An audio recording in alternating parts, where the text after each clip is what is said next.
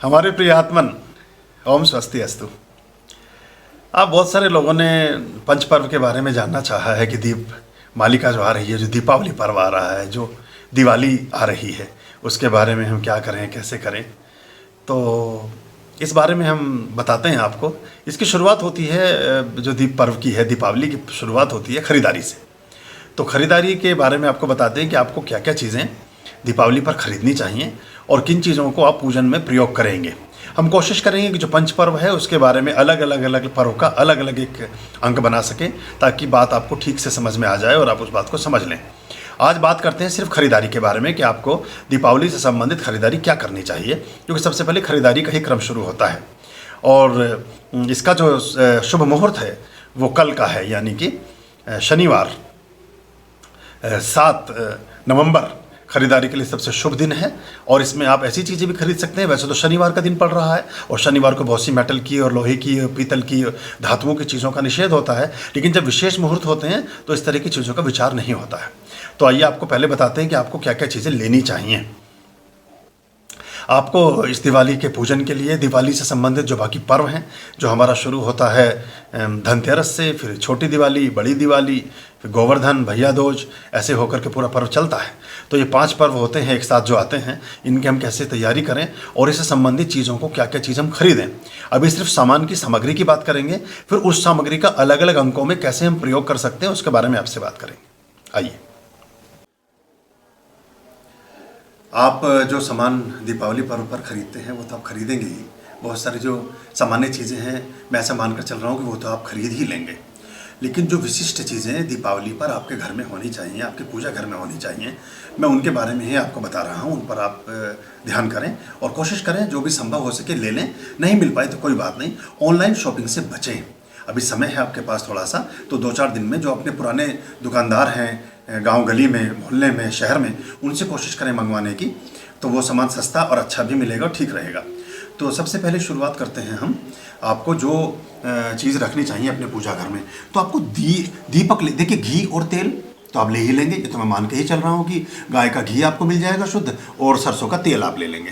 तो आपको कुछ दीपक लेने चाहिए। कुछ दीपक सबसे पहले प्रदीप्त करते हैं ना, तो ये दीपक ले सकते हैं आप। इस तरह का दीपक ले लें, थोड़ा छोटे साइज़ का है, ये थोड़ा सा बड़े साइज़ का है, ऐसा दीपक ले लें। इसमें सादा दिया जिसमें पत्तियां थोड़ा से ब्यूटिफिकेशन के लिए उन्होंने बना दिया है, इसमें बिना पत्तियों का भी आता है, ऐसा दीपक भी आप ले सकते हैं। ऊर्ध्वगामी लेने का प्रयास करें। और कुछ दिए आप जो हैं वो लेटे वाले दिए भी ले सकते हैं, क्योंकि दीपावली पर हमने जो हमारा इफेक्ट ऑफ कैम्फर लैंप है उसमें हमने दीपक के बारे में बहुत विस्तार से बताया है, उसको भी एक बार देख और समझ सकते हैं। जैसे बत्ती लेटी भी लगेगी, क्योंकि दीपावली पर कुछ दिए हमें कम से कम 8 दिए या 9 दिए पितरों के लिए भी जगाने चाहिए, तो वो लेटे हुए होंगे। और जो सुख समृद्धि, यश, वैभव, कीर्ति और अपने घर में सुख संपत्ति के लिए बढ़ाएंगे, वो दिए आपके पास ऐसे होने चाहिए जिनमें ऊर्ध्वगामी पिन हो। बीच में आप कलावे की बत्ती लगाएंगे और फिर वो इसमें घी या तेल भरेंगे आप। ये 2 दिए कोशिश करें ऐसे बड़े ले लें, थोड़ा सा बड़े साइज़ का ले लें, जिसमें 150 ग्राम, 100-150 ग्राम, 200 ग्राम तक घी आ जाए। 2 दिए लें। अपने मुख्य द्वार के एक दिया बाईं ओर रखें। सरसों के, जब आप जैसे घर में एंटर कर रहे हैं तो घुसते समय आपके उल्टे हाथ पर सरसों के तेल का दीपक जगेगा। घुसते समय, आपके घर में प्रविष्ट होते समय, घर में जाते समय उल्टे हाथ ऑन द लेफ्ट आप जगाएंगे सरसों के तेल का दीपक, और घर में घुसते समय, प्रविष्ट होते समय ऑन द राइट हैंड, दाहिने हाथ पर आप जगाएंगे घी का दीपक। ये दोनों दीपक, इसके नीचे छोटी सी रंगोली बना सकते हैं, कुछ चावल लगा सकते हैं, हल्दी की, सिंदूर की बहुत अच्छी छोटी रंगोली बना करके उस पर इन दियों को रख सकते हैं। ये बड़े दिए, 2 बड़े दिए भी लेने चाहिए। मिट्टी के भी ले सकते हैं, मिट्टी में बहुत तरह के दिए आने लगे हैं, डिज़ाइन वाले दिए भी आते हैं। मिट्टी के दिए ले लें और भी अच्छे रहते हैं। मिट्टी के दिए का यही एक बात होती है कि उसको फिर एक दिन जगाने के बाद अगले दिन उसको बासी झूठा माना जाता है, फिर नया दीपक लगाना पड़ेगा आपको। तो काफ़ी सारे दिए आपको लेने चाहिए। अगर मिट्टी के आप लेते हैं, मेटल का लेना है तो फिर से आप उसको साफ करके इस्तेमाल कर सकते हैं। दीपक आपके हो गए। कलावे की बत्ती, जैसे मैंने बताया, जो नए साथी जुड़े हैं वो थोड़ा देख लेंगे कि कलावा, ये बटी बटाई बत्तियां बाजार में मिलती हैं, तो कलावे की बत्ती आप ऐसी ले लें। मौली भी बोलते हैं इसको। इसका छोटा सा पीस काट लें और काट करके उसको फिर आप दीपक में लगाएंगे और दीपक में लगा करके फिर इसको आप जगाएंगे। ये सुख समृद्धि के लिए ये वाली बत्ती और ये वाला दिया होगा। और जो लेटे वाले दीपक आपने जगाना है, जो पितरों के लिए होगा, उसमें रुई की बत्ती का इस्तेमाल कर सकते हैं। बाकी किसी में रुई की बत्ती का प्रयोग आप नहीं करेंगे। ये तो दिए आप ले लें, कलावे की बत्ती ले लें, रुई भी ले लें बाजार से, ये एक चीज़ हो गई। इसके बाद आप ले लें धूप ले लें, कोई अच्छी सी धूप देखें। अगरबत्ती बिल्कुल ना लें, अगरबत्ती में बांस लगा होता है, स्वास्थ्य के लिए ठीक नहीं होता। धूप बत्ती लें, स्टिक टाइप की जो होती है वो धूप बत्ती आप ले लें। मैं दिखाऊं आपको धूप बत्ती कैसी होनी चाहिए, दिखाता हूँ आपको। बाजार में सूखी धूप मिलती है, बनी बनाई धूप मिलती है, वो हाथ पर रगड़ कर जो गीली धूप बनाते हैं उससे बचें। ऐसी सूखी धूप की स्टिक ले लें, इसमें पत्थर के एक छोटा सा स्टैंड साथ में लगा हुआ आता है, डब्बे में ही देती हैं कंपनियां, उसमें इसको रखें। और घर में अंदर जहां आप इनहेल करते हैं, जहां आप रहते हैं, वहां इस तरह से इस आप धूप बत्ती का प्रयोग करें। ये धूप बत्ती आप वहाँ लगा सकते हैं। तो ये धूप हो गई। इसी के साथ साथ अभी कॉर्न ले सकते हैं, बाजार में बनी बनाई कॉर्न मिलती हैं। मैं थोड़ा सा गूगल इन्होंने लगाया है, लेकिन इसको जगा करके दीपक से जगा लें। इसको थोड़ी देर ऐसा करके जब दीपक की लो पर लगा कर रखेंगे, जग जाएगा ये। और फिर इसको आप इसमें किसी मेटल के बेस में या किसी पत्थर पर या किसी धातु पर इसको आप रख सकते हैं, या अग्यारी में रख सकते हैं। ऐसी अग्यारी ले लें एक छोटी सी, इसमें आपने धूप रख दी, ये थोड़ी देर में सुलग जाएगी। फिर इसमें जो धुआं होने लगेगा पूरा अपना प्रदीप्त हो जाती है। जब ये आधी जग जाए, इसमें थोड़ा सा एम्बर या गूगल या कोई भी चीज़ डाल सकते हैं, और ये आपके लिए अच्छा काम करेगी। एक ऐसी अग्यारी भी ले सकते हैं जो अपने साइज, अपनी ज़रूरत के हिसाब से ले लें। ये थोड़ी आश्रम के हिसाब से तो बड़ी है, आप इसमें छोटी भी ले सकते हैं। फिर इससे पूरे घर में प्रदक्षिणा करने में, आपको परिक्रमा करने में आसानी हो जाती है। तो ये आपका दीप हो गया, धूप हो गया। अब एक शंख भी आपको चाहिए। एक शंख तो होता है बजाने वाला शंख जो घरों में होता है, लेकिन दीपावली पर दक्षिणवर्ती शंख की पूजा की जाती है। दक्षिणवर्ती शंख पर हम अलग से एक श्रृंखला बनाएंगे, उसमें शंखों के बारे में विस्तार से बताएंगे। मैं आपको सिर्फ चीज़ों के बारे में बता रहा हूँ, अगर आपको उपलब्ध हो सके एक दक्षिणवर्ती शंख ले लें।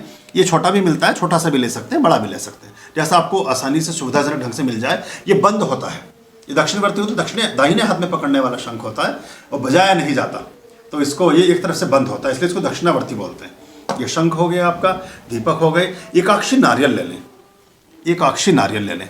एक आंख वाला नारियल, छोटा सा नारियल होता है, इसमें लक्ष्मी का वास माना गया है। एकाक्षी नारियल अगर आपको मिल जाए तो बहुत अच्छा है, अरेंज कर लें। एकाक्षी नारियल आप ले लें। थोड़ा सा केसर ले लें, शुद्ध केसर, सैफरान, ये आप ले लें, और छोटी सी डिब्बी भी घर में रखें, उसमें इसको रख लें।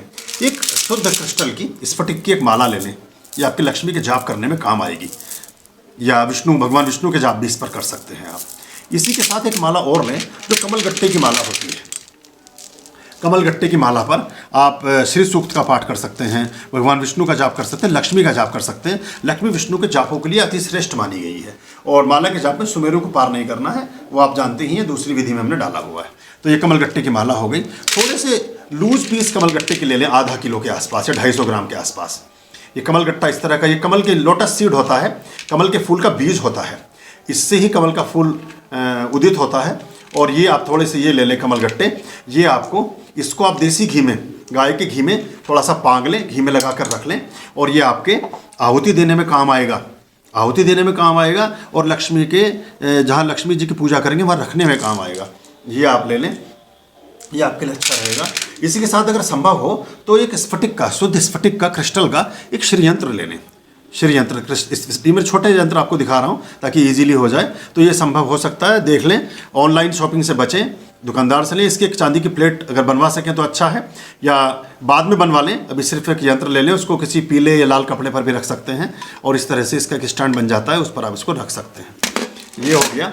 एक चांदी के लक्ष्मी गणेश ले लें, जो होलो नहीं होने चाहिए, अंदर से खोखले नहीं होने चाहिए, वो अंदर से भरे हुए होने चाहिए, भारी होने चाहिए, छोटे बड़े किसी भी आकृति के हों। और मूर्ति लेते समय चाहे वो मिट्टी की मूर्ति लें, लकड़ी की लें, प्लास्टिक की ना लें, सिरेमिक की ना लें, कोई भी चीज़ प्लास्टिक की ना लें। ये चाइनीज़ मूर्तियाँ आती बिल्कुल ना लें, उसमें कोई प्राण तत्व नहीं होता, कुछ भी काम नहीं करती है आपके पूजा घर में, सिर्फ मन का भ्रम होता है बस।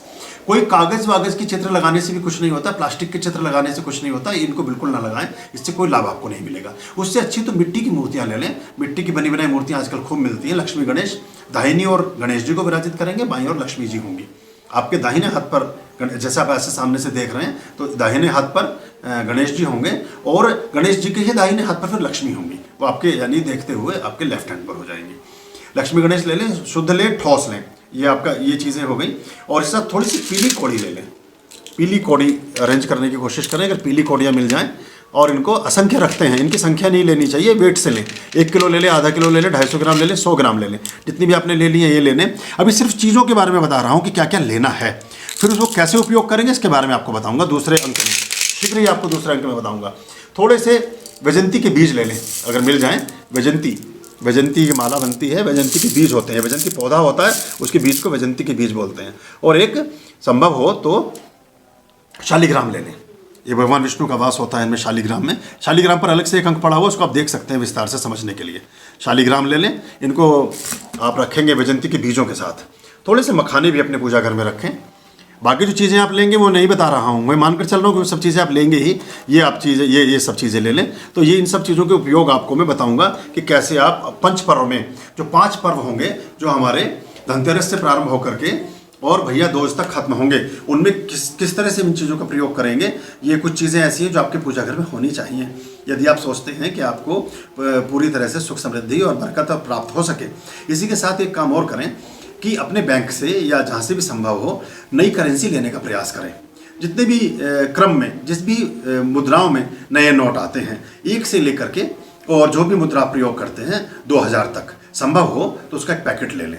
मतलब एक गड्डी सबकी ले लें, नहीं है तो 10 के नोट की गड्डी ज़रूर उसमें होनी चाहिए। 10 के नोट की गड्डी ज़रूर रखें अपने पूजा के घर में। और अदरवाइज अगर आप बाकी भी ले सकें तो अच्छा रहेगा। जो संभव है, जो कर सकते हैं वो कर लें। और जिस भी देश में जहाँ भी रहते हैं वहाँ की करेंसी के जितने भी क्रम हैं उनको ले लें। गड्डी नहीं ले सकते तो एक नोट नया सभी करेंसी का अपने पूजा घर में रखने का प्रयास करें। उसको प्रतिनिधित्व करना चाहिए उस करेंसी का। सिक्के, नए सिक्के ले सकते हैं, थोड़े सिक्के भी रखें। और इसके साथ जो आपके जितने भी डेबिट क्रेडिट कार्ड्स हैं उनको भी प्लेट में रख लें उस दिन। वो सब लक्ष्मी का ही स्वरूप होते हैं। अपनी चेकबुक रख सकते हैं, अपना पेन रख सकते हैं, जो पेन जिससे आप वर्ष भर लिखा पढ़ी करते हैं, अपना बही खाता बनाते हैं, अपना लेन देन करते हैं। इसलिए सारी चीज़ें आपको पूजा घर में रखनी है। फिर मैं इनके उपयोग कहाँ कैसे कैसे आप करेंगे इसके बारे में आपको बताऊँगा। तो अभी ये इतना इस अंक में आप यही ध्यान रखें। और आपको मैं ये भी बताता हूँ कि अपना जो पूजा घर है उसकी साफ सफाई पहले ही करके रखें, ताकि समय से पहले आपको उस दिन थकान ना हो और दिक्कत ना हो। दिए कुछ ज़्यादा ले लें, दीपक कुछ ज़्यादा खरीदें। और दीपकों की संख्या अगर हम इतनी रख सकें जितने हमारे घर का जो सबसे वरिष्ठ सदस्य है, घर का जो सबसे बड़ा हमारा व्यक्ति, घर का जो मालिक है, अगर उसकी उम्र 50 साल है तो 50 दीपक ले लें। अगर आप घर के हेड हैं और आप पति पत्नी के रूप में कह रहते हैं, आपकी उम्र 30 साल है तो 30 दीपक ले लें पीतल के। हर साल आपके काम आते रहेंगे। इनमें से कुछ दीपक, जैसे 9 दीपक घी के जगाएं और बाकी दीपक जो हैं आप वो, जैसे अगर 36 के क्रम में लें, 54 के क्रम में लें, ऐसा ले लें तो 9 का अंक बनना चाहिए। 9 अग्नि का भी अंक है और देवी का भी अंक है, 9 ही देवियाँ हैं। तो आप ये ले लें और इनको हर वर्ष आप प्रयोग कर सकते हैं, मांझ करके साफ करके कर सकते हैं। और ये तो चीज़ हुई जो आपने लेनी है। और इसके मुहूर्त आपको बताता हूँ कि किस मुहूर्त में क्या लें। इस बार दीपावली पर खरीदी का जो शुभ मुहूर्त है वो पुष्य नक्षत्र में है, जो अपने साथ कई विशेष संयोग लेकर उपस्थित हो रहा है। दीपावली से 7 दिन पहले खरीदारी का महामुहूर्त पुष्य नक्षत्र 24 घंटे 40 मिनट तक विद्यमान रहेगा। ये नक्षत्र पुष्य नक्षत्र को नक्षत्रों का राजा कहा गया है। शनिवार और रविवार 2 दिन पड़ रहा है। शनि और रवि पुष्य का संयोग अपने आप में बहुत विशेष होता है और कार्तिक मास में इसका अलग महत्व है। इस पूरे ड्यूरेशन में, इस पूरी अवधि में सर्वार्थ सिद्धि योग, रवि योग, बुधादित्य योग आदि बहुत अच्छे योग बन रहे हैं। इन अवधि में, इस समय में सोने चांदी का क्रय विक्रय आप कर सकते हैं, भूमि भवन का लेन देन कर सकते हैं, अपने खाता बही की जो मेंटेनेंस है उसको कर सकते हैं। और किसी भी प्रकार की चल संपत्ति की खरीदारी भी लाभ प्रदान करेगी, जो चिरस्थायी रहेगी, हमेशा के लिए आपको लाभ देगी। घर में जो बड़ी चीज़ें हैं उनको भी आप खरीद सकते हैं। और दीपावली से संबंधित जितनी चीज़ें हैं उनकी भी खरीदारी आप कर सकते हैं। शनिवार 7 नवंबर 2020 प्रातःकाल 8:04 से प्रारंभ होगा, जो अगले दिन यानी 8 नवंबर 2020 दिन रविवार को प्रातः 8:44 तक रहेगा। इस समय अवधि में ये दोनों दिन पुष्य नक्षत्र का प्रभाव होगा। तो जितनी भी चीज़ें हैं, घर के बर्तन हैं, वाहन है, कोई भी चीज़ जो सजावट की वस्तुएं हैं, कुछ भी जो आप लेना चाहें वो आप ले सकते हैं। वो आपके लिए अच्छा और शुभ होगा। ज्योतिष विद्या में, ज्योतिष शास्त्र में पुष्य और अश्विनी नक्षत्र औषधि बनाने और उसके प्रयोग के लिए बहुत अच्छे माने गए हैं। रवि पुष्य नक्षत्र को औषधि के प्रयोग, दवाइयों से संबंधित सभी तरह के जितने भी एक्सपेरिमेंट्स हैं उनके लिए और मंत्र आदि के लिए भी बहुत अच्छा माना जाता है। पुष्य नक्षत्र पोषण देने वाला नक्षत्र भी है। ये चीज़ों को ग्रोथ देता है, उनको विकसित करता है, उनको बढ़ाता है। मंत्र तंत्र सिद्धि के लिए भी पुष्य नक्षत्र को चुना जाता है। और रवि पुष्य नक्षत्र में जो ब्रह्म मुहूर्त में बहुत सुंदर योग इस समय उपस्थित हो रहा है, उसमें बहुत सारे लोग अपने लिए उपयोग कर सकते हैं श्रेष्ठ मुहूर्त का, और बहुत सारी चीज़ें मंत्र जाप या ऐसी जो आपकी अभिष्ट कामनाएं हैं उनको भी सिद्ध कर सकते हैं। शनिवार को ही जब हम पूरी अवधि में अगर और सूक्ष्म विश्लेषण करते हैं तो चंचल योग है दोपहर 12:40 से 2:09 दोपहर तक। इसमें ऐसी चीज़ों को लेने का विधान होता है जो चलायमान होती हैं। फिर इसके बाद आता है दोपहर 2:10 से 3:39 यानी 3:39 PM तक। 2:10 से 3:39 PM तक लाभ योग होगा। उसके बाद दोपहर में ही 3:40 से संध्या काल 5:09 तक अमृत योग होगा। ये सारे योग बहुत शुभ और अच्छे माने गए हैं, और इनमें जब आप खरीदारी का विचार करते हैं तो आपको अधिक लाभ प्राप्त होता है। दीपावली से संबंधित जो चीज़ें हैं उनमें बहुत सी चीज़ें तो आपको बताई ही गई हैं। आप रुद्राक्ष की माला भी प्रयोग में ला सकते हैं। कुछ विशेष चीज़ों में हरि और हर जब दोनों का जाप आप करेंगे तो रुद्राक्ष की माला और कमल का फूल, अगर ताज़ा फूल आपको मिल जाए, वो भी आपके लिए बहुत मंगलकारी और शुभकारी होता है। इसी के साथ अगर गोमती चक्र और हत्था जोड़ी भी आप ले सकें, आपको ये शुद्ध और ओरिजिनल मिल जाए, तो उसको भी आप अरेंज करके दीपावली पर अपने पूजा घर में रख सकते हैं। वो भी एक अच्छी चीज़ होती है। और अब एक बात और बताता हूँ आपको कि क्या ना लें। ये तो हुआ क्या लें, अब क्या ना लें इसको भी बहुत ध्यान से सुनिएगा। कोई पटाखा जिसमें से बारूद निकलती है बिल्कुल ना लें। कोई पटाखा जो धमाका करता है उसको बिल्कुल ना लें। इस पर मैं अलग से एक अंक डालने की सोच रहा हूँ कि पटाखों का क्या, ये हमारे यहाँ हमारे प्रचलन में नहीं था। ये 12वीं शताब्दी से पहले हमारे किसी पूजा पाठ में किसी पटाखे का कोई प्रयोग नहीं होता था। ये जो मुगल जो आक्रांता देश में आए यही बारूद लेकर के आए, और ये एक तरह से हमारी जो प्रक्रियाएं हैं, हमारे जो पूजा पाठ के तौर तरीके, उसको दूषित करने का एक तरीका होता है। हम सुगंधित चीज़ें, सुगंधित द्रव्य, सुगंधित इत्र, इन सब चीज़ों से पूजा पाठ करते हैं, लेकिन अगर हम इसकी जगह पर दुर्गंध फैलाते हैं तो लक्ष्मी उससे रुष्ट होती हैं और वो हम कभी प्रसन्न नहीं होती। कोई मोमबत्ती वगैरह का प्रयोग ना करें। हमारे देश में अच्छा तापमान होता है। ये पश्चिम के ऐसे देश जहाँ घी और तेल जम जाते हैं, वहाँ से मोमबत्ती का प्रयोग आया है, और वहाँ कई देशों में ऐसी चीज़ें नहीं होती। किसी कैंडल का प्रयोग ना करें। वैक्स जब जलता है आपके घर में तो किसी और तरह की ऊर्जाओं को रिप्रेजेंट करता है, प्रोड्यूस करता है। लेकिन जब आप शुद्ध घी, गाय का घी जगाते हैं, उसका दीपक जगाते हैं, सरसों के तेल का दीपक जगाते हैं, तो उससे बहुत शुद्ध और अच्छी ऊर्जाएं आपके घर में निवासित होती हैं, आपके जीवन में प्रविष्ट होती हैं, जिससे आपका ओरा ठीक होता है, आपका वास्तु ठीक होता है। तो मोमबत्तियाँ ना लें, कोई पटाखा ना लें। फुलझड़ियाँ जिनमें जो पहले चला करती थी, अब फुलझड़ियाँ भी ऐसी हो गई में बारूद ज़्यादा निकलता है। दुर्गंध करने वाली चीज़ें नहीं लेंगे तो दिवाली आपकी अच्छी रहेगी, स्वास्थ्य भी अच्छा रहेगा, आप वातावरण को सही रखने में भी सहयोग देंगे, और मेट्रो सिटीज़ में जिस तरह से प्रदूषण बढ़ रहा है उसकी रोकथाम में भी आप मदद करेंगे। जो त्यौहार है इसको अच्छे से मनाएं, और दीपावली को पूरी सात्विकता, पूरी धार्मिकता से मनाएं, इसको पूरी शुद्धता के साथ मनाएं। इसमें जिन चीज़ों को हमें इस्तेमाल करना है उन पर ही फोकस करें। इसमें फालतू के अनर्गल चीज़ों को अपने जीवन में शामिल ना करें। इस वर्ष का एक पंच पर्व आपके जीवन में सुख, शांति, समृद्धि, ऐश्वर्य, वैभव, यश, कीर्ति, आरोग्य, धन, संपदा, सारी चीज़ें, अच्छा स्वास्थ्य, अच्छा व्यवहार सब लेकर के आपके जीवन में आए, ऐसी हमारी शुभकामना है। और पंच पर्व को आप खूब मनोयोग से मनाएं, खूब खुश रहें। अपने लिए अच्छे वस्त्र ले सकते हैं, अपने लिए नए और साफ वस्त्र ले सकते हैं। नहीं नए वस्त्र ले सकते तो पुरानों को ही धोकर के साफ से अच्छे से रख लें, उसको आप कर सकते हैं। और एक काम और कर सकते हैं इस दीपावली पर, दीपावली पंच पर्व से पहले ही एक झाड़ू नई खरीद लें। नई झाड़ू ले लें, तो तीली वाली झाड़ू होती है, फूल वाली झाड़ू नहीं, तीली वाली झाड़ू। और उस झाड़ू को क्या करेंगे वो भी आपको बताऊंगा। फिर ये सामान आप एकत्र कर लें। बहुत जल्दी मैं दूसरे अंक के साथ आपके बीच आ रहा हूँ। ओम स्वस्ति अस्तु।